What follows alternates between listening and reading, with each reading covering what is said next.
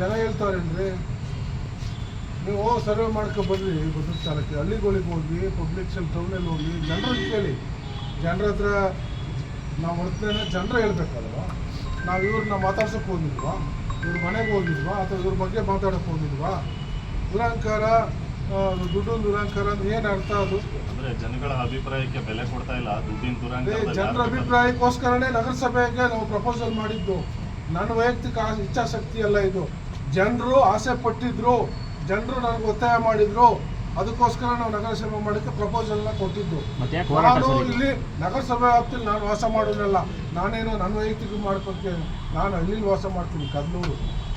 ಇಲ್ಲಿಂದ ಭಾಳ 5-6 ಕಿಲೋಮೀಟರ್ ದೂರ. ನನಗೇನೋ ಇಚ್ಛಾಶಕ್ತಿ ಇದೆ, ಜನರ ಇಚ್ಛಾಶಕ್ತಿಗೋಸ್ಕರನೇ ನಾವು ಮಾಡಿರೋದು.